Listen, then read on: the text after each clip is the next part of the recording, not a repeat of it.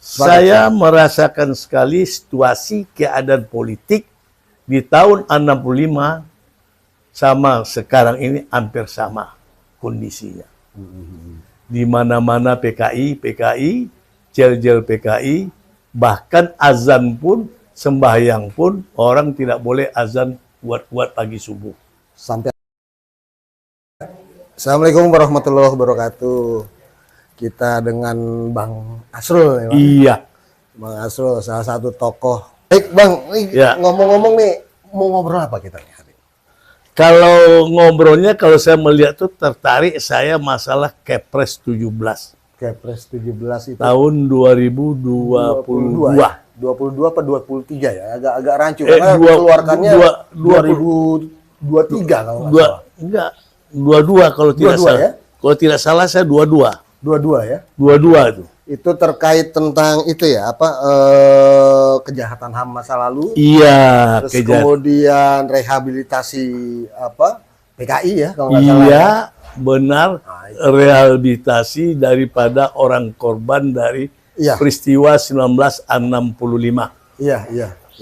Itu saya agak tersinggung berat sebagai warga negara Indonesia. Ya artinya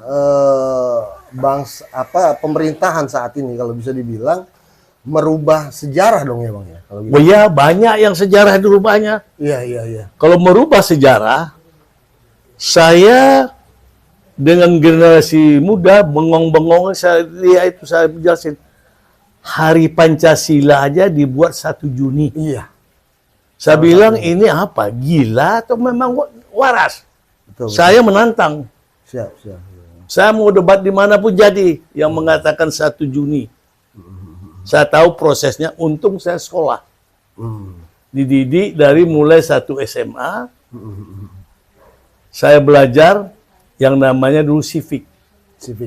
Ya.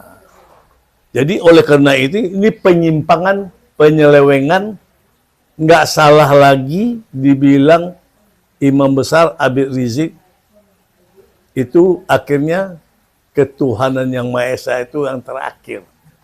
Berubah kembali ya. Berubah.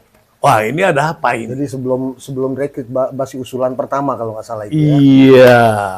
Iya. Jadi itu debatable-nya tuh panjang itu. Iya. Penggalinya kalau tidak salah itu Muhammad Yamin. Betul. Salah satunya malah ya. Iya. Ada beberapa tokoh di situ kan kalau nggak salah kan. Betul. Baik, apa yang mau Abang sampaikan nih terkait Kepres 17 2022? Kepres 17 2022 ini menciptakan bahwa seturunan PKI, anak-anak PKI yang telah dibubarkan partainya ini diberikan santunan oleh pemerintah sampai kalau tidak salah saya sampai generasi keempat. Apa itu benar atau tidak? Ini saya jadi bingung. Siapa yang mengatakan dia korban anak-anaknya nih? Anak-anak itu masih kecil kayak si Ilham. Masih istilahnya aja, ingusnya aja belum lurus lagi, belepot peot. Jadi kalau dia itu kan dikatakan korban, bapaknya perilaku yang melakukan. Dan saya tahu persis memang itu PKI yang melakukan pembunuhan terhadap jenderal-jenderal ini. Saya tahu persis. 2 bulan sebelum meledak, saya kenal tokoh Lekra.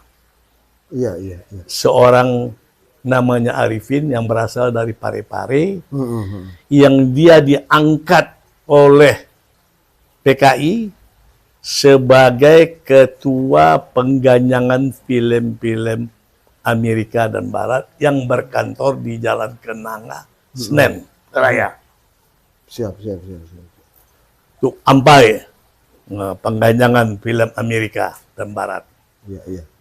Jadi bagi yang ingin menonton film Eropa Timur dan Cina diberikan gratis. Sampai sejauh itu. Oh, tahun 65. Tahun 65. Ya, 65. Ya, artinya kan ada langkah-langkah doktrinisasi saat itu. Iya, itu. Saya pun dipengaruhi. sama dia. Saya kenal dia di Medan dulu itu, tahun-tahun 62. Dia datang ke Medan. Dia orang Parepare, Arifin. Saya panggil Om sama dia. Pada masa itu saya masih SMP. Siap. Jadi dialah yang memberitahu saya, Asrul, kamu SMA di mana? Udah tamat, bentar lagi Om. Sekolah di mana SMA? Muhammadiyah, saya bilang. Muhammadiyah mana? Jalan Garuda. Ini sudah ambil 7 bulan. Pada saat itu, sebentar lagi akan terjadi kelahiran baru. Apa itu, Om? Pokoknya Asrul, terjadi kelahiran baru di Jakarta ini, atau di Indonesia ini umumnya. Asrul segera cari Om. Om akan selamatkan Asrul. Itulah bahasa sinyalnya sama saya. Artinya bisa ditangkap ilustrasinya itu peristiwa hebat dan berat. Ya berat lah. Kan hamil 7 bulan, 9 bulan orang kan melahirkan. Ya, betul. Ya, saya ya pada masa itu keadaan tahun 65 itu persis sama keadaan sekarang ini. Keadaan sekarang. Saya merasakan sekali. Saya merasakan sekali situasi keadaan politik di tahun 65 sama sekarang ini hampir sama kondisinya. Di mana-mana PKI, jel-jel PKI, bahkan azan pun, sembahyang pun, orang tidak boleh azan kuat-kuat pagi subuh. Sampai ada protes sampai sejauh itu ya Bang? Sampai situ. Di daerah Kalibaru itu Masjid Meranti itu, sampai tidak boleh azan kuat-kuat, hanya sekedar azan aja. Saya suka juga sembahyang di sana. Iya. Itulah kekuatan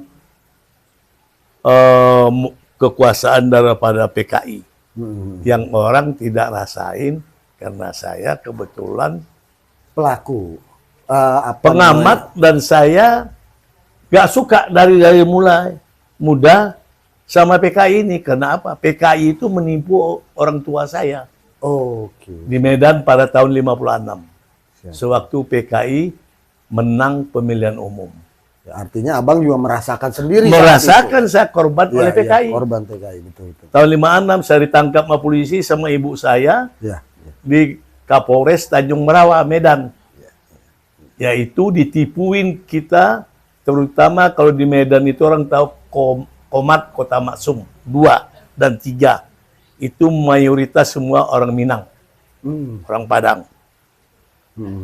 Ketua Gerwaninya itu adalah ibu dari Bustanul, Arifin. Ingin memberi tanah perkebunan PTP Tanjung Merawa. Dimintalah uang kepada orang-orang Minang yang ada di Kota Maksum, Kota 2. Kota Maksum 1 dan Kota Maksum 2. Kalau istilah sekarangnya anak-anak Medan, Komat, anak Komat. Iya, anak Komat ya. Anak Komat. Dikenal sekarang anak Komat itu. Yang di situ orangnya yang agresif. Nah, sekarang mayoritas itu tuh pemuda Pancasila dari dulu itu. Anak Komat. Jadi bayarlah orang tua saya, kasihlah duit orang tua saya. Ibu saya bahasakan punya bapak, saya kan single parent. Umur saya pada masa itu umur 11 tahun. Akan dibagi tanah. Bawa patok, bawa tali, udah berapa ribu meter lah, saya lupa ingat lah itu. Pergilah bawa air, termos, minum, bak nasi, makan di sana. 1 oplet, itulah berapa oplet kita pergi ke Tanjung Merawa. Itulah ibu saya ditipu oleh namanya Ibu Mariam. Kalau dengar sama cucunya pastilah tahu dia. Dia kenal benar sama saya, keluarganya itu kenal kali sama saya. Sampai saat ini Om. Sampai saat ini cucunya kenal baik, kawan saya. Nah, itulah yang tidak bisa saya lupakan. Kenapa? Uang ibu saya susah cari uang karena ingin punya tanah. Ya istilah untuk berkebun, dirayu sering ke rumah-rumah ke orang Minang itu. Dia kan orang Minang itu. Iya, iya, iya. Itulah akhirnya kita ditangkap oleh polisi. Oh. Diberondong semua dibawa ke Polres Tanjung Merawa. Kalau kita jalan ke Lubuk Pakam sebelah kanan Ya, masih Lubuk ada. Pakam. Disitulah semua ditahan termasuk adik nenek saya perempuan. Ya Allah. Punya anak satu lelaki angkatan laut di Belawan. Terus angkatan laut dia.